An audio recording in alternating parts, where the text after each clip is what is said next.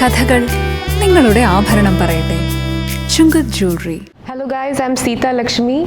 So today we have a special celebrity with us. ആളെക്കുറിച്ച് പറയുവാണെങ്കിൽ he's an engineer who turned to an actor. He was also a banker in between. At the same time, if I say about the movies, it's like from Malarwadi Arts Club to Sergeant Bakery. ഒരു ചെറിയൊരു idea കിട്ടിയിട്ടുണ്ടാവും. 10 വർഷമായിട്ട് film ഫീൽഡിലുണ്ട്. Actually, I can't myself believe that he has been in this field for 10 years. Time really flies. Whether it be comedy role, whether it be a hero, whether it be villain, he has just astounded us with his wonderful performance. So, it's none other than Aju Varghese. Welcome to the show. Thank you. Aju etta. നമസ്കാരം പറയാം. അതിന്റെ season. അതെ. എന്തുണ്ട് സീത? സുഖം. സുഖം. എനിക്ക് actually അജുവേട്ടനെ കുറേ വർഷമായിട്ട് അറിയാം. ഞാനും MBA പഠിക്കണ സമയത്താണ് നിങ്ങളുടെ മൂവി മലർവാടി ആർട്സ് ക്ലബ്ബും തട്ടത്തിൻ മറയത്തൊക്കെ ഇങ്ങനെ ബാക്ക് ടു ബാക്ക് നടക്കുന്നത്. ആൻഡ് എല്ലാവരും ചേട്ടനാണേലും ഇപ്പോൾ അറിയാലോ, എൻജിനീയറിങ് കഴിഞ്ഞിട്ട് മൂവീസിലേക്ക് പോയി. ഞാനും അങ്ങനെ തന്നെയാണ്. സോ ചേട്ടനെ, നിവിൻ പോളി ചേട്ടനെ ഒക്കെ കണ്ടാണ് ഇൻസ്പയർ ആയത്. സോ ഈ ഒരു ജേർണി ഓഫ് 10 years എങ്ങനെയുണ്ടായിരുന്നു ആക്ച്വലി? നേരത്തെ ഇപ്പോൾ സീത പറഞ്ഞില്ലേ, നമ്മളും അത് ആ കൗണ്ട് ആയപ്പോഴാണ് അറിയുന്നത്. ശ്രദ്ധിച്ചില്ല, പക്ഷെ അതൊരു മൊമെന്റ് ഓഫ് ലൈഫായിരുന്നു. നമ്മൾ എല്ലാവരും, ഞങ്ങൾ 5 പേര് നടന്മാർ, വിനീത് എന്ന് പറഞ്ഞ പുതിയ ഡയറക്ടർ, അന്ന് ഷാൻ റഹ്മാൻ, അദ്ദേഹത്തിൻ്റെ ഫസ്റ്റ് പടമല്ല, പക്ഷെ എന്നാലും അദ്ദേഹത്തിന് ഏറ്റവും കൂടുതൽ റീച്ച് വന്ന ഫസ്റ്റ് പടം മേ ബി മലർവാടി ആയിരിക്കും. നിങ്ങളെല്ലാവരും ഒരുമിച്ചാണ് പഠിച്ചതൊക്കെ അല്ല? അല്ലല്ല, വിനീതും ഞാനും കോളേജിൽ പഠിച്ചു, നിവിനും ഞാനും സ്കൂളിൽ പഠിച്ചു. ഓക്കെ. ബാക്കി എല്ലാവരും നമ്മളവിടെ വെച്ച് പരിചയപ്പെട്ടു. പക്ഷെ എന്നാലും ഞങ്ങളുടെ ഒരുമിച്ചുള്ളൊരു ജേർണി ആയിരുന്നു. ഞങ്ങൾ ഒരു ദിവസം രാവിലെ സെറ്റിൽ വന്ന് പരിചയപ്പെട്ട സുഹൃത്തുക്കളല്ല. ഓഡിഷൻ പ്രോസസ്സും ക്യാമ്പും ഒക്കെ ഉണ്ടായിരുന്നു. അപ്പം അങ്ങനെ പുതിയ 2 നായികമാർ അതിൽ വന്നു. അതിൽ തന്നെ ക്യാരക്ടേഴ്സ് ചെയ്ത ഒരുപാട് പേർ, സിജുവും നന്ദനും ദീപക്കും ഒക്കെ, ശ്രീരാമും, അവരൊക്കെ എല്ലാവരുടെയും 10 years ആണ്. എല്ലാവരും അത് തന്നെ ഒരു ബഞ്ച് ഓഫ് ന്യൂ കമേഴ്സ് ആയിരുന്നു പല മേഖല. അതൊരു വലിയ സന്തോഷമായിരുന്നു. നമ്മളത് എല്ലാവരും കൊറോണ ആയിരുന്നത് കൊണ്ട് ഒരു സൂം കോളിൽ ഒതുക്കി. അതെ. അപ്പോൾ ഈ 10 വർഷം പോയത് ഒന്ന് റീതിങ്ക് ചെയ്യാൻ ഒരു ടൈം ആയിരുന്നു ഈ കൊറോണ വന്ന കാരണം. അല്ലെങ്കിൽ you would have been very busy all the time. ഇതൊരു ചെറിയൊരു എന്താ പറയുക, ഒരു time to rethink what all you have done, what is the next step. ഇപ്പോൾ ആക്ച്വലി അങ്ങനെ അന്ന് ചിന്തിച്ചിരുന്നില്ലെങ്കിലും ഇപ്പം എല്ലാവരും, അല്ലെങ്കിൽ എൻ്റെ കേസിൽ അത് ചെയ്യുന്നുണ്ട്. എന്താ ചെയ്തത്, അല്ലെങ്കിൽ കാര്യം മുന്നോട്ട് നമുക്ക് അറിയില്ല, ഒരു ഇൻഡെഫിനിറ്റ് സൈലൻസ് ഉണ്ട് ഇപ്പോഴും.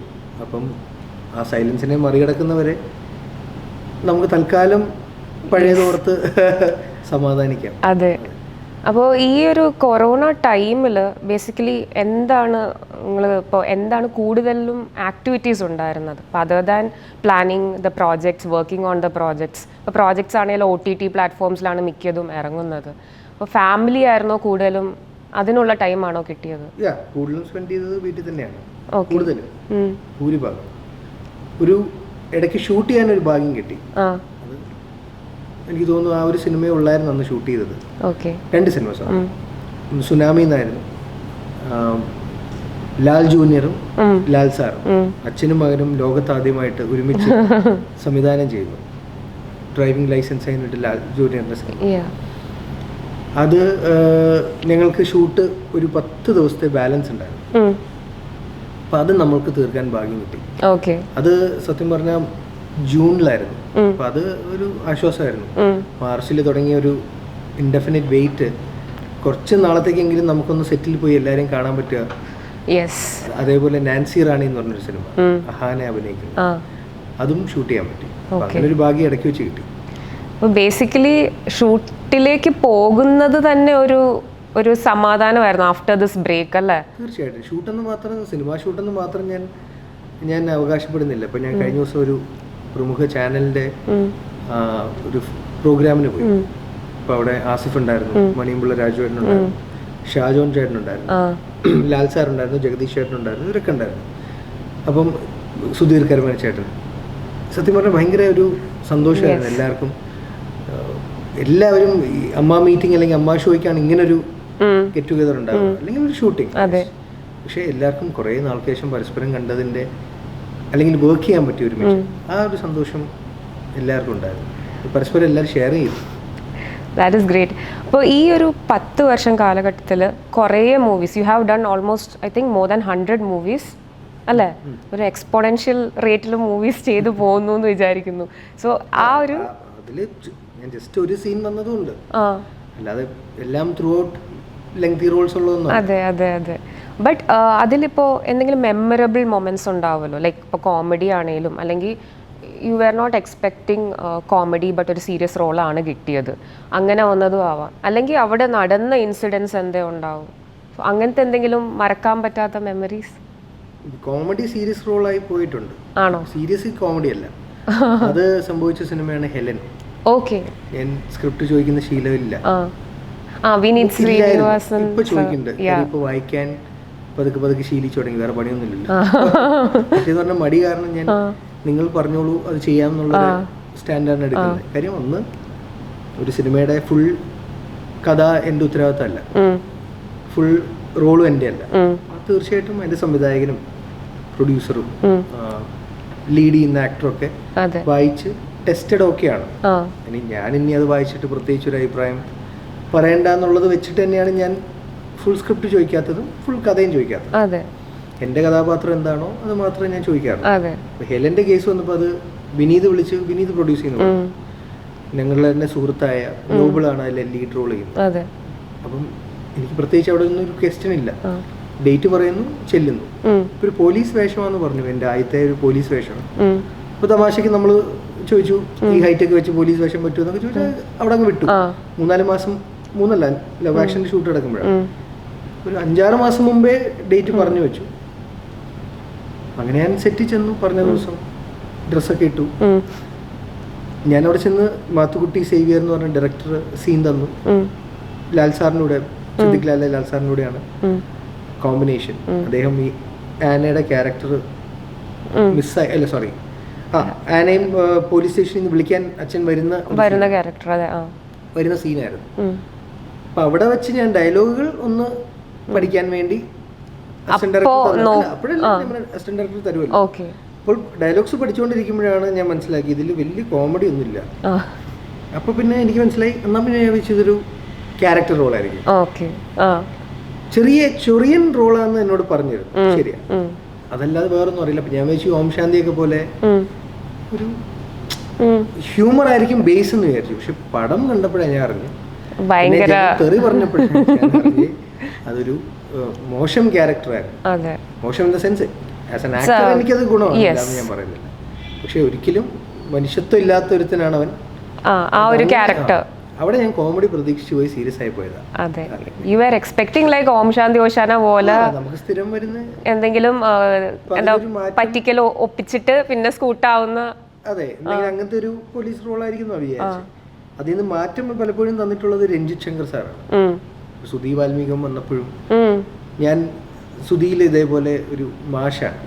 ഞാൻ മാഷായിട്ട് ചെയ്യുമ്പോൾ എന്തെങ്കിലും ഒരു, അപ്പൊ എനിക്ക് കോമഡി ഡയലോഗ്സ് പറഞ്ഞ് അല്ലെങ്കിൽ എഴുതി വെച്ചതിന് അപ്പുറം ഞാൻ ഒന്നും ആഡ് ചെയ്യാറില്ല. അവരെന്താണോ എഴുതുന്നത് അത് മാത്രമേ ഞാൻ പറയാറ്. പക്ഷെ അന്നെന്തോ സുധിയിൽ 1-2 സ്ഥലങ്ങളിൽ എനിക്ക് തോന്നുന്നു may be because I was restricted, നീ കോമഡി ചെയ്യരുതെന്ന് രഞ്ജിത് ചേട്ടൻ പറഞ്ഞത് കൊണ്ട് 1-2 സ്ഥലത്ത് ഞാൻ ചോദിച്ചു ഇത് പറഞ്ഞാൽ നന്നായിരിക്കും, വേണ്ട. അപ്പൊ അങ്ങനെയാണ് തിരിച്ചാണ് എനിക്ക് സംഭവിച്ചത്.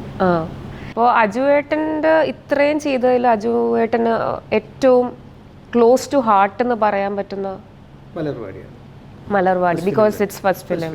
ഓക്കെ, അല്ലെ ആക്ടിങ്ങോ അല്ലെങ്കിൽ കിട്ടിയ റോള് ചെയ്ത് വെച്ചൊന്നല്ല, അത് കാണുമ്പോൾ ഇന്ന് ഭയങ്കര കോമഡിയാണ്. നമുക്ക് തന്നെ ചമ്മലൊക്കെ ഒരുങ്ങിനെ നോക്കിയേ. പക്ഷെ എന്നും ഏറ്റവും ഡിയർ സിനിമ അതാണ് മലർവാടി. എല്ലാ സിനിമയും വാസ് ആഫ്റ്റർ മലർവാടി.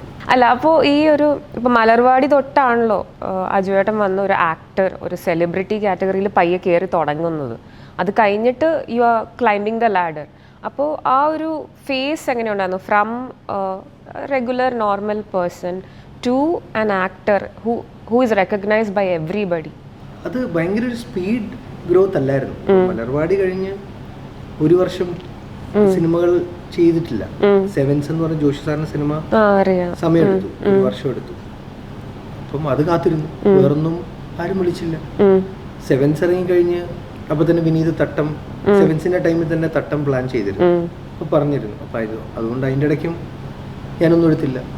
അപ്പം അതേ തട്ടം ഇറങ്ങിയിട്ടാണ് ഈ പറഞ്ഞ പോലെ ഒരു ലോഞ്ച് പോലെ. പിന്നെ അതുകൊണ്ട് തന്നെ ഇപ്പൊ മലർവാടി ആ സമയത്ത് കണ്ടവർ തിരിച്ചറിയുന്നുണ്ട്, കാണാത്തവർ തിരിച്ചറിഞ്ഞില്ല. അപ്പൊ അത് ഒറ്റയടി ഒരു ഓവർനൈറ്റ് തിരിച്ചറിയലല്ലായിരുന്നു. കൂടുതൽ അറിഞ്ഞു തുടങ്ങിയത് തട്ടത്തിന് ശേഷമാണോ? Okay okay. പിന്നെ ഞാൻ ഇപ്പോൾ കേട്ടിട്ടുള്ളതെന്ന് വെച്ചാൽ നിങ്ങളുടെ ഒരു ബാനർ പ്രൊഡക്ഷൻ ഹൗസ് തുടങ്ങിയിട്ടുണ്ട്, ഫണ്ടാസ്റ്റിക് ഫിലിംസ്. അപ്പോൾ അതിനു വേണ്ടി നയൻതാര മാമിനെ ഒക്കെ വിളിച്ച് നിങ്ങൾ സ്റ്റാർട്ട് ചെയ്തതാണ് ലവ് ആക്ഷൻ ഡ്രാമ. സോ ആ ഒരു എക്സ്പീരിയൻസ് എങ്ങനെയായിരുന്നു? 2017 ആണ് നമുക്ക് ഈ നല്ലതാണോ മോശമാണോ എന്നറിയില്ല ആ ഒരു ബുദ്ധി തോന്നിയത്. വേറൊന്നുമല്ല, നമുക്ക് ധ്യാൻ ഒരു കഥ പറഞ്ഞു, അതായിരുന്നു ലവ് ആക്ഷന്റെ കഥ. ഇൻട്രസ്റ്റിംഗ് ആയിരുന്നു, നമുക്ക് എന്റർടൈനർ, അല്ലാതെ അതിൽ വലിയ വിദ്യാഭ്യാസമോ ഈ പറഞ്ഞ പോലെ മോറൽ സയൻസ് ഒന്നും നമ്മൾ ഉദ്ദേശിച്ചില്ല.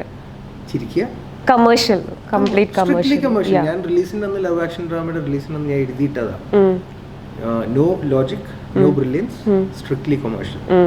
സ്ട്രിക്ട്ലി കൊമേഴ്ഷ്യൽ എന്ന് പറയുമ്പോൾ അതിന്റെ അർത്ഥം പൂർണ്ണമായും വാണിജ്യപരമായ ലക്ഷ്യത്തിൽ ആസ്വാദനം മാത്രം മുന്നിൽ കണ്ട് എടുക്കുന്ന ഒരു സിനിമ. നോ ലോജിക് എന്ന് പറഞ്ഞാൽ ദേവി ഇത് ചിന്തിക്കരുത്, just come enjoy and leave.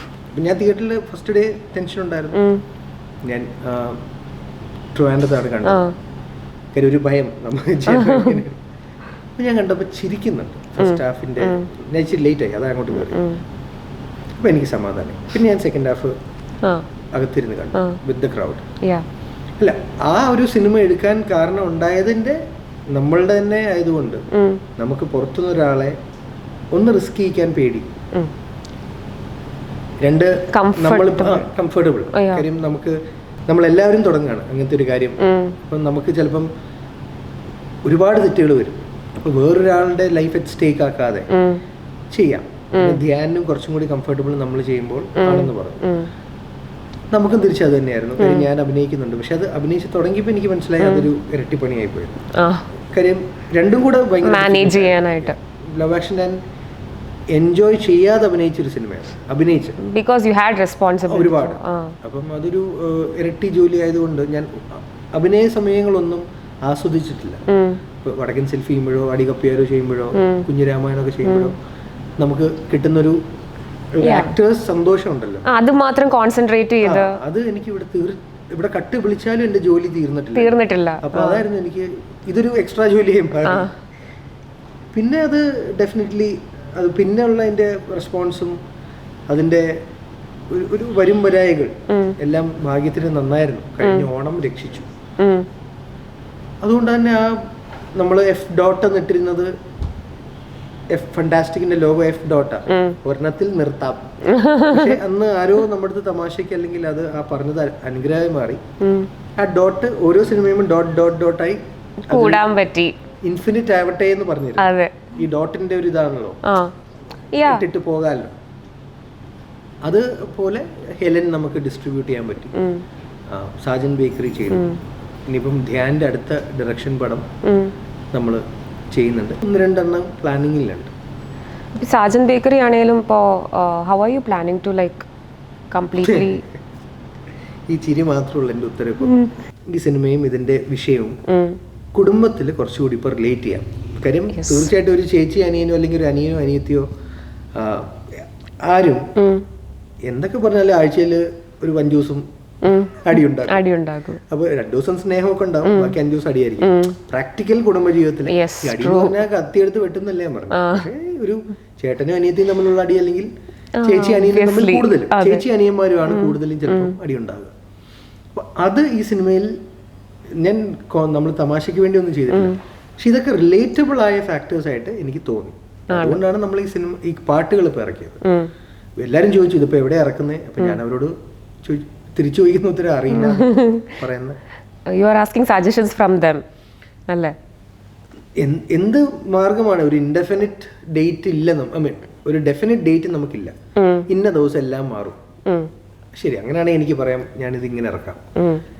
ഇതെനിക്ക് അറിയില്ല, ആർക്കും അറിയത്തില്ല. ഞാൻ എൻ്റെ 2 പ്രൊഡക്റ്റ് ഇറക്കി, ആ so that people have some good time. Yes, some hope also, some relief. അവർക്ക് റിലേറ്റ് ചെയ്യാൻ സന്തോഷം തരുന്ന 2 വിനീത് ശ്രീനിവാസൻ പാടിയ ഒരു പാട്ടാണ്. ഒരെണ്ണം അരുൺ ജെയിംസ് തകരയിലേക്ക് പാട്ടുകൾ പാടിയ വെരി ഗുഡ് സിംഗറാണ്. ഈ 2 പാട്ടുകൾ എനിക്ക് ഇഷ്ടപ്പെട്ടു. പ്രശാന്ത് പിള്ളയാണ് മ്യൂസിക് ചെയ്ത്. പ്രശാന്ത് ഏട്ടനെ കുറിച്ച് ഞാൻ പറയേണ്ട കാര്യമില്ല. അതുകൊണ്ട് തന്നെ നമ്മൾ വിട്ടു. എനിക്ക് പിന്നെ അജുവേട്ടൻ്റെ ഈ ഏറ്റവും ലൈക്ക് ഒരു ക്യാരക്ടർ ഇഷ്ടമായത് അടി കപ്പിയാരെ കൂട്ടമണിയിൽ ഒരു ക്യാരക്ടറാണ്. അപ്പോൾ അതിൽ ഇപ്പോൾ ചില സീൻസൊക്കെ ഉണ്ട് ഇങ്ങനെ ജസ്റ്റ് മേ ബി മൊണ്ടാഷ് പോലെ പാട്ടിങ്ങനെ റോൾ ചെയ്യുന്നുണ്ടാവും, എന്തെങ്കിലുമൊക്കെ സംസാരിച്ചുകൊണ്ടൊക്കെ ഇരിക്കുന്നുണ്ടാവും. ആക്ച്വലി എനിക്ക് എപ്പോഴും തോന്നിയിട്ടുണ്ട് ഈ ഒരു മൊണ്ടാഷ് സീൻ അല്ലെങ്കിൽ വെറുതെ ഇങ്ങനെ ഈ നായകൻ വന്നിരുന്ന് ഇങ്ങനെ എന്തൊക്കെയോ ചിരിക്കുന്നു കളിക്കുന്നു, ആക്ച്വലി എന്താ സംസാരിക്കുന്നത്? ആക്ച്വലി എന്നോട് ചോദിച്ചാൽ ചുമ്മാ ലിപ് മൂവ്മെന്റ്സ് ഉണ്ടാവാറുള്ളൂ. ചുമ്മാ എന്തെങ്കിലും വെരി റോങ് ആയിട്ടുള്ള അല്ലെങ്കിൽ സ്റ്റുപ്പിഡ് ആയിരിക്കും. അതായത് ഇപ്പം ഭയങ്കര പ്രണയമുള്ള ഒരു സിറ്റുവേഷൻ ആണെങ്കിൽ ഇത് കഴിഞ്ഞിട്ട് ഇനിയിപ്പോൾ അത് കഴിക്കണമല്ലേ, ഇതിപ്പോൾ ഇപ്പോൾ ഈ ഷോട്ട് കഴിഞ്ഞാൽ നമ്മൾ അടുത്ത ഷോട്ടിന് പോവുക. അപ്പോൾ ഷോട്ട് അവിടെ ക്യാമറ റോളിംഗ് ആണോ, ഇതൊക്കെയാണ് അല്ല അത് കമ്മ്യൂണിക്കേറ്റ് ചെയ്യായിരിക്കും, അതായിരിക്കാം. അല്ലാതെ നമ്മൾ ഫീൽ ചെയ്ത് ഞാൻ ചെയ്തിട്ടില്ല. ഈ പറഞ്ഞ പോലെ തിരിച്ച് അടികപ്പയാരിലൊക്കെ ആണെങ്കിൽ കുറച്ചും കൂടി ഫണ്ണി ആണെങ്കിൽ സ്വിച്ച് ഇട്ട് പോലെ ചിരിക്കുക. നമുക്ക് അറിയില്ല, ചിലപ്പോൾ ദൂരെ ആയിരിക്കുമ്പം ഇതൊക്കെ ഭയങ്കര തിരക്ക് പിടിച്ചെടുക്കുക. ഒട്ടും ബഡ്ജറ്റ് ഇല്ലാത്ത സിനിമകളിലാണ് ഞാൻ കൂടുതൽ ഭാഗമാകുന്നത്. അപ്പൊ അതുകൊണ്ട് തന്നെ നമ്പർ ഓഫ് ഡേയ്സ് ഭയങ്കര ഇമ്പോർട്ടന്റ്. അപ്പൊ ഇതൊക്കെ പടപടവേന്ന് എടുത്ത് തീർക്കണം, മനസ്സിലായി. അപ്പം ഈ പറഞ്ഞ പോലെ റിലാക്സ്ഡ് ഷൂട്ടൊന്നും ഞാൻ അനുഭവിച്ചിട്ടില്ല. അപ്പൊ അതുകൊണ്ട് തന്നെ ഇതൊക്കെ പെട്ടെന്ന് നടക്കുള്ളൂ. ഫീൽ ചെയ്തുള്ള ആക്ടിംഗ് ഒന്നും നടന്നിട്ടില്ല. ഓക്കെ. പിന്നെ പെരുച്ചാഴി മൂവിക്ക് വേണ്ടി പുറത്തൊക്കെ പോയി ലാൽ സാറിൻ്റെ കൂടെ വർക്ക് ചെയ്തപ്പോൾ ആ ഒരു യു സ്റ്റിൽ എന്താ അത് ക്ലോസ് ടു ഹാർട്ട് ആണോ? അത് പിന്നെ എന്താണ്? ഡെഫിനറ്റ്ലി ആദ്യമായിട്ട് ലാൽ സാറിനെ ഒന്ന് അടുത്ത് കാണാൻ പറ്റുന്നതും ശരി അപ്പോഴാണ്. ഞാൻ അദ്ദേഹത്തെ ആയിരുന്നു. സ്കേഡിനേക്കാളും നമുക്കറിയാലോ, നമുക്ക് ഭയമുണ്ട് ഇല്ല എന്നല്ല, നമുക്ക് അറിയാം നമുക്കൊരു ഭയങ്കര കോംപ്ലക്സ് ഉണ്ടാവും. അത് കോംപ്ലക്സ് ഇപ്പൊ അവരെ അഭിനയിച്ച് തോപ്പിക്കാന്നല്ല, ഒരിക്കലും അഭിനയിച്ചാൽ അത്തില്ലല്ലോ. അതുകൊണ്ട് തന്നെ നമ്മൾ കുഴപ്പമുണ്ടാക്കിയാൽ അത് അവരെ ഒരു ടേക്ക് നമ്മൾ കാരണം തെറ്റിപ്പോകും. പിന്നെ അവർക്കിതൊന്നും ഒന്നും അല്ലല്ലോ. ഇതെല്ലാം കൊണ്ട് നമ്മൾ ഭയങ്കര ഇൻട്രോവേർട്ട് ആവും. അതാണ് ബേസിക്കലി എന്നിൽ സംഭവിക്കാറ്. ഇപ്പൊ നമ്മുടെ സുഹൃത്തുക്കളാണെങ്കിൽ കുറച്ചുകൂടി കംഫർട്ടബിൾ. അപ്പൊ പെരിച്ചാഴി സമയത്ത് അതായിരുന്നു ഈ 2 പേരും. നമ്മൾ 2 പേരെ കുറിച്ച് സംസാരിക്കാം. ആക്ച്വലി ദൈവത്തിന്റെ സ്വന്തം ക്ലീറ്റസ് എന്ന് പറഞ്ഞ സിനിമ മമ്മൂക്കയോട് ചെയ്യുമ്പോഴും പെരിച്ചാഴി ലാൽ സാറിനോടൊപ്പം ചെയ്യുമ്പോഴും ഞാൻ കണ്ടത് ഇവര് ഇത് ഇപ്പൊ സിദ്ദിഖിക്ക മമ്മൂക്കയോടൊപ്പം തന്നെ ക്ലീറ്റസിൽ വർക്ക് ചെയ്യുന്ന സമയത്ത് സീനിയേഴ്സിൽ ഞാൻ കണ്ട ഏറ്റവും വലിയ പ്ലസ് അതായിരുന്നു. ഇവർ ഈ ഒരു ഫേസ് നമ്മളിൽ ഉണ്ടെന്നുള്ള നമ്മളോട് പെരുമാറും. അല്ലാതെ ഒരു സീനിയറാണ്. കാര്യം അവർക്കറിയാം ഓവറോൾ ഒരു സീൻ നന്നാവേണ്ടത് എല്ലാവരും നന്നായിട്ട്. അത് അവരുടെ പ്രൊഫഷണലിസം അല്ലെങ്കിൽ എക്സ്പീരിയൻസ്.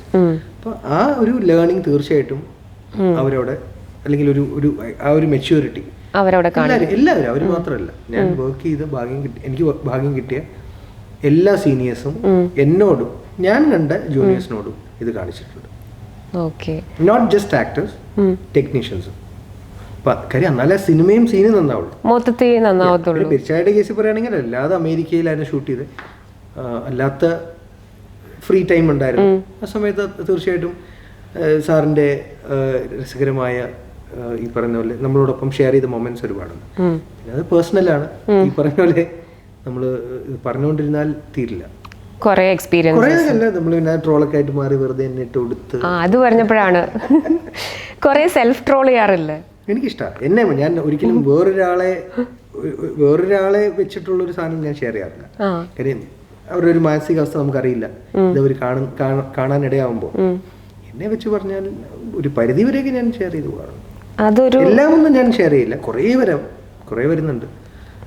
ചിലരെന്നോട് ചോദിക്കും നിങ്ങൾ തന്നെയല്ലേ ഉണ്ടാക്കുന്നത്? അത്യാവശ്യം 1-2 ഞാൻ ഉണ്ടാക്കിയിട്ടുണ്ട്. ഇത് ഭയങ്കര ഒരു കഴിവ് വേണം. അങ്ങനെയാണെങ്കിൽ എനിക്ക് എപ്പോഴും ഉണ്ടാക്കാമല്ലോ. എന്നെ തന്നെ മാർക്കറ്റ് ചെയ്യാനുള്ള ബെസ്റ്റ് 1-2 പ്രാവശ്യം ഉണ്ടാക്കിയിട്ടുണ്ട്.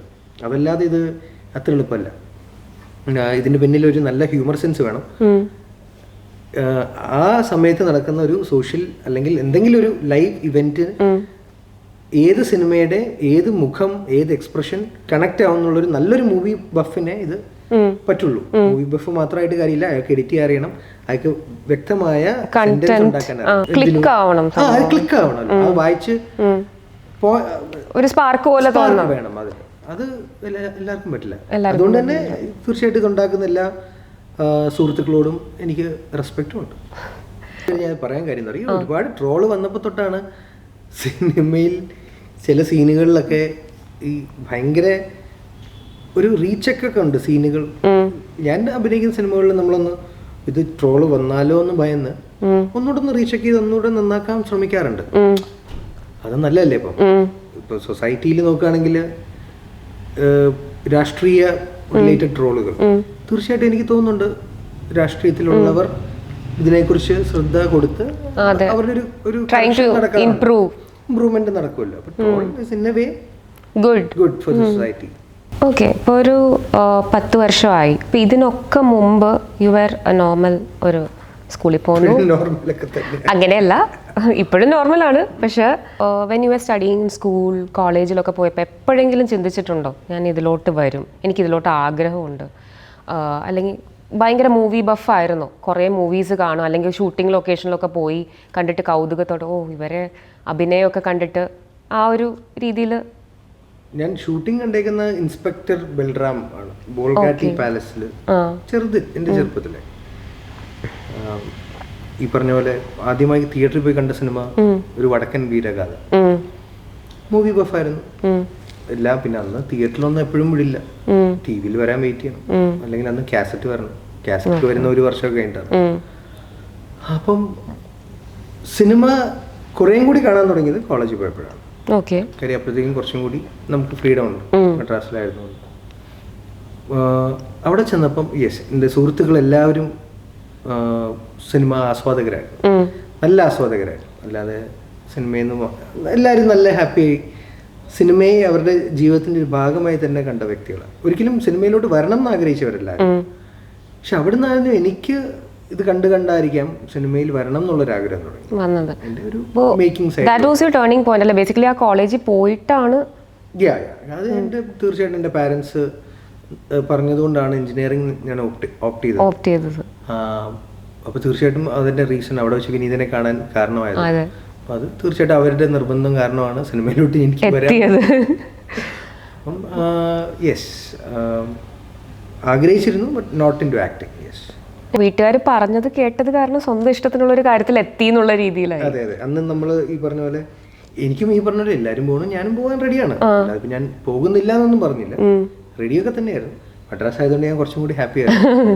പക്ഷേ എനിക്ക് അവിടെ ചെന്ന് കഴിഞ്ഞപ്പം യെസ്, ഇത് എനിക്ക് അത്രയും പഠനത്തിലോട്ട് കിടക്കുമ്പോൾ നമുക്കൊരിക്കലും അതൊരു നമ്മുടെ ഒരു ജോലി അല്ലെങ്കിൽ നമ്മുടെ ഒരു ഫ്യൂച്ചർ ഈ പഠനം കൊണ്ടുള്ള ജോലി അല്ല എന്ന് ഞാൻ ഡിസൈഡ് ചെയ്തായിരുന്നു. അപ്പം വാട്ട് നെക്സ്റ്റ് എന്നുള്ളത് നിൽക്കുമ്പോൾ സിനിമ എന്ന് എല്ലാവരും ഒന്ന് പറയും ഈ പറഞ്ഞ. അപ്പം അങ്ങനെ പറയാവുന്നൊരു കാര്യമല്ല എന്ന് എനിക്കറിയാം. സിനിമ അങ്ങനെ കിട്ടാൻ എളുപ്പമല്ല. അപ്പോഴാണ് ജോലി കിട്ടിയത്. പിന്നെ അപ്പം നമ്മുടെ ഈ ഇത് മാറ്റി വെച്ചു. എന്നെങ്കിലും വീണ്ടും ശ്രമിക്കാമെന്ന് വെച്ചപ്പോഴായിരുന്നു വിനീതിന്റെ കോൾ വരുന്നത്. അതൊരു ഭാഗ്യം. So you had to like initially juggle ചെയ്യുമായിരുന്നു with work. ജോലി വാസ് ടൈം പാസ്. എനിക്കും തന്നെ അറിയായിരുന്നു ഈ ജോലി ഞാൻ ചെയ്യില്ല കുറെ കാലം. താങ്കൾ അങ്ങനല്ലേ? അപ്പോൾ അതുകൊണ്ട് തന്നെ ഞാൻ പോകുന്നത്ര പോട്ടെ, ഞാൻ ഇഷ്ടപ്പെട്ട ആ ജോലി ചെയ്ത്. ഞാൻ ഒരിക്കലും ഇഷ്ടപ്പെടാതല്ല ചെയ്തത്. എനിക്ക് തോന്നുന്നു എൻ്റെ ജീവിതത്തിൽ ഏറ്റവും ഇമ്പോർട്ടൻ്റ് ആയിട്ടുള്ളൊരു വ്യക്തി സിനിമയെക്കാളും സിനിമയിൽ വരാനുള്ള കാരണത്തിനൊക്കെ റീസണായ എനിക്ക് ഞാൻ കരുതുന്ന ഒരു വ്യക്തിയാണ് എൻ്റെ ഫസ്റ്റ് മാനേജർ മഹേഷ് ബാലകൃഷ്ണൻ. മഹേഷിനെ ഞാൻ കാണാനിടയായ സാഹചര്യം തൊട്ട് എൻ്റെ ലൈഫിൽ ഒരുപാട് മാറ്റങ്ങൾ വന്നിട്ടുണ്ട്. അപ്പോൾ അതായിരിക്കാൻ ചിലപ്പം അന്ന് വിനീത് വിളിച്ചപ്പോൾ, ചിലപ്പം അഭിനയിക്കാൻ വിളിച്ചപ്പോൾ എനിക്ക് യെസ് പറയാൻ ഒരു കോൺഫിഡൻസ് കിട്ടാൻ കാരണം. അപ്പോൾ നേരത്തെ പറഞ്ഞില്ലേ നിവിൻ ചേട്ടൻ്റെ കൂടെ സ്കൂളിൽ പഠിച്ചിട്ടുണ്ടായിരുന്നു എന്നൊക്കെ. അപ്പോൾ ആ സമയത്ത് ഇപ്പോൾ നിങ്ങൾ സ്കൂളിലെ സ്റ്റുഡൻസ് ആണ്, അപ്പോൾ ഇപ്പോൾ എനിക്കാണെങ്കിലും കുറച്ച് എൻ്റെ പഴയ ഫ്രണ്ട്സിനെ കളിക്കുമ്പോൾ ഓരോരുത്തരെയും വെച്ചിട്ട് ഞാൻ ഇവർ വന്ന് കളിക്കാൻ എപ്പോൾ നോക്കിയാലും കളിയും ചിരിയും മാത്രമേ ഉള്ളൂ, ഇവർ ബാക്ക് ബെഞ്ചേഴ്സാണ്, ഇത് പഠിപ്പിസ്റ്റാണ്, അങ്ങനെ കുറച്ച് വിലയിരുത്തിയിട്ടുണ്ടാവും. പക്ഷെ നമ്മൾ അവർ അസ്റ്റൗണ്ട് ചെയ്ത് പിന്നീട് ഉള്ള കാലത്തിൽ സർപ്രൈസ് ചെയ്തിട്ടുണ്ടാവും. അപ്പം അതുപോലെ നിവിൻ ചേട്ടൻ എന്തായിരുന്നു സ്കൂളിലൊരു? ഇല്ല, ആ സ്കൂളിൽ ഒരുപാട് പേര് കലാപരമായിട്ടും കായികപരമായിട്ടും ഒരുപാട്, അല്ലാതെയും അക്കാഡമിക്കലിയും ഒരുപാട് പേര് അതിന്റെ അലൂമിനിയിലുണ്ട്. അപ്പൊ തീർച്ചയായിട്ടും പഠിക്കുന്ന ആരെങ്കിലുമൊക്കെ എന്തെങ്കിലുമൊക്കെ ആവുന്ന നമുക്കെന്ന് അറിയായിരുന്നു. അപ്പൊ അത് അതിന്റെ ഒരു ചരിത്രത്തിലുണ്ട്. നിവിനെ ഞാൻ ഓർക്കുന്നത് ഒന്ന് ക്ലാസ്മേറ്റ്സ് അല്ല ഞാൻ, പക്ഷെ നിവിൻ അന്നൊരു ഫുട്ബോൾ പ്ലെയർ ആയിട്ടാണ് ഞാൻ കൂടുതൽ ഓർക്കുന്നത്. അഭിനയിച്ച് ഉള്ള ഓർമ്മ എനിക്കില്ല. എനിക്ക് തോന്നുന്നില്ല അദ്ദേഹം ചെയ്തിട്ടുണ്ടെന്ന്. കൂടുതലൊരു ഫുട്ബോളർ ആയിട്ടാണ്, പാഷനേറ്റ് സ്പോർട്സ് ഫുട്ബോളർ, അങ്ങനെ തന്നെയാണ് ഞാൻ ഓർക്കുന്നത്. പിന്നെ എനിക്ക് തോന്നുന്നു നിവിൻ്റെയും വളരെ ഒരു കോളേജ് കഴിഞ്ഞിട്ടായിരിക്കാം ചിലപ്പം ഇതിലോട്ടുള്ളൊരു പാഷൻ വന്നിട്ടുണ്ടാവുക. അതാണ് ഇന്റർവ്യൂസിൽ കാണുമ്പോഴും എനിക്കും തോന്നിയിട്ടുള്ളത്. രണ്ടുപേരും ഏകദേശം ഒരേ ടൈമിലാണ് സ്റ്റാർട്ട് ചെയ്തത്. സോ എല്ലാവർക്കും ആ കൺഫ്യൂഷൻ ഉണ്ട്, നിങ്ങൾ രണ്ടുപേരും പ്ലാൻ ചെയ്ത് ഇതിലോട്ട് കയറി. മലർവാടിയുടെ ഓഡിഷൻ കഴിഞ്ഞ് ഉള്ള ക്യാമ്പില്, ഓഡിഷൻ പലയിടത്തായിരുന്നുകൊണ്ട് കണ്ടില്ല, ഇതിന്റെ അവിടുന്ന് ഷോർട്ട് ലിസ്റ്റ് ചെയ്തവരുടെ ക്യാമ്പില് YMCA ആലുവയില് ഒരു സ്കൂട്ടറിൽ എനിക്കൊന്ന് സിജു ആണോ ആരോ ആണ് ഡ്രോപ്പ് ചെയ്തത്. അന്ന് പിന്നെ സിജു അല്ല, വേറെ ഏതൊരു സുഹൃത്താണ്, മജുവോ, ഇപ്പം നമ്മുടെ സുഹൃത്തുക്കളുടെ ഒരാളാണ് ഡെഫിനറ്റ്ലി. ഡ്രോപ്പ് ചെയ്തിട്ട് അപ്പൊ എനിക്ക് എവിടെയോ ഈ പുള്ളിയെ താടിയൊക്കെ ഉണ്ട്, നമുക്ക് 10 വർഷമായി, മുഖങ്ങൾ മാറുമല്ലോ. ഒരു ഗംഭീര പെർഫോമൻസ് ഉണ്ടായിരുന്നു എൻ്റെ ഒരു രാഷ്ട്രീയക്കാരനായിട്ട്. എനിക്ക് തോന്നുന്നു മധുവാൽ സാറിന്റെ തലപ്പാവ് എന്ന് പറഞ്ഞ സിനിമയിലെ രാജുവേട്ടൻ ചെയ്ത ക്യാരക്ടർ അതിന് വളരെ സ്ട്രോങ് ഡയലോഗാണ്. സിനിമയിലും ആണെങ്കിലും അത് നിവിൻ ഇനാക്ട് ചെയ്തപ്പോഴും അത്രയും പവർഫുൾ ആയിട്ട് അത് ഫീൽ ചെയ്തു. അന്നാണ് ശരിക്കും ഞാൻ ആ മുഖത്തുനിന്ന് നമ്മൾ ശ്രദ്ധിക്കുന്നത്. 24 പേരുള്ള ഗ്രൂപ്പില് നമ്മൾ ചിലപ്പോൾ എല്ലാവരുടെയും മുഖം നമ്മൾ അങ്ങനെ ശ്രദ്ധിക്കില്ല, ഗ്രൂപ്പ്. അപ്പം പക്ഷെ ഈ പെർഫോമൻസിലാണ് നമ്മൾ നോക്കിയത്. അസാധ്യ പെർഫോമൻസ് ആയിരുന്നു. എനിക്ക് തോന്നുന്നു അന്ന് തന്നെ വിനീത് പ്രകാശനെ എനിക്കൊന്ന് ഫസ്റ്റ് തന്നെ ഫിക്സ് ചെയ്തിട്ടുണ്ട്. പക്ഷെ വിനീതിന് പിന്നെ ഒന്നും ചിന്തിക്കേണ്ടി വന്നിട്ടുണ്ടാവില്ല. പ്രകാശൻ ആ പെർഫോമൻസ് വാസ് ഗുഡ്, ഗ്രേറ്റ്. ഒരു angry young man kind of. ആ സിനിമയിലോട്ട് വന്നപ്പോൾ വീണ്ടും ആ പ്രകാശനുള്ള ക്യാരക്ടറായിട്ട് അടിപൊളിയായി. വേറൊരു റോളിനെ ആക്ട് ചെയ്തപ്പോഴും അത് ഫീൽ ചെയ്തു. അപ്പൊ നിങ്ങളുടെ ഫ്രണ്ട്ഷിപ്പ് ബേസിക്കലി അതിലൂടെയാണ് തുടങ്ങുന്നത്? ആക്ച്വലി സിനിമ വഴിയാണ്, മലർവാടിയിലൂടെയാണ് സൗഹൃദം സ്റ്റാർട്ട് ചെയ്തെന്ന് പറയാം. ഓക്കെ. അതിന് മുമ്പ് നമുക്ക് സ്കൂളിൽ പഠിച്ച് അറിയാം പരസ്പരം. ഓക്കെ. അത് കൂടാണ്ട് ഈ ഒരു ഫീൽഡിൽ ആരെങ്കിലും like best friend, closest friend അങ്ങനെ എന്തെങ്കിലും? ആരുമില്ല. മെന്റർ എന്ന് പറയുന്നത് എന്നും വിനീത്. അതിപ്പോൾ നമ്മുടെ ഏത് സംശയങ്ങളും അല്ലെങ്കിൽ നമ്മുടെ ചെറിയ ചെറിയ നമുക്കുണ്ടാവുമല്ലോ ഒരു ഇൻസെക്യൂരിറ്റി എന്ന് പറയാൻ പറ്റില്ല, അതിനെ സംശയങ്ങൾ അതൊന്നും ക്ലിയർ ചെയ്യാൻ വിളിക്കുന്നത് വിനീതിനെ തന്നെയാണ്. ഓക്കെ.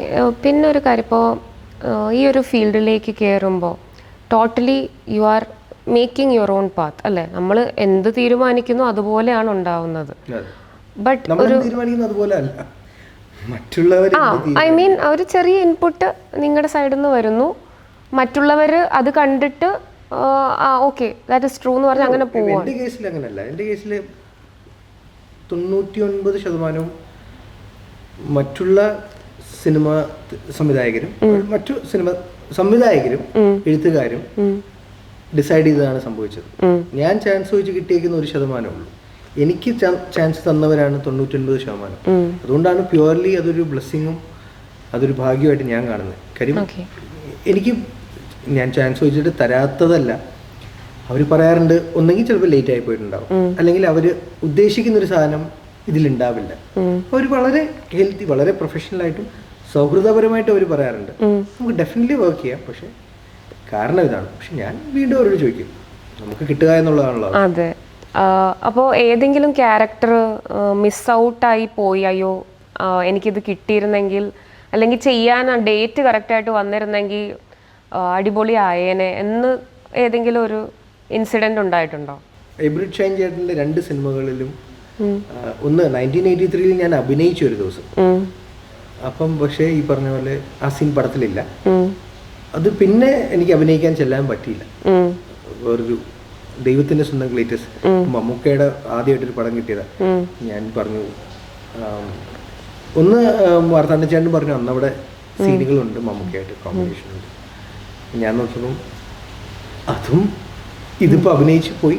ഞാൻ തുറന്നു പറഞ്ഞു ഇവിടെ ഒരിക്കലും ഞാൻ കാരണം ഒരു അത് ശരിയല്ല, ഒരു സെറ്റ് ബുദ്ധിമുട്ടിക്കുന്നു.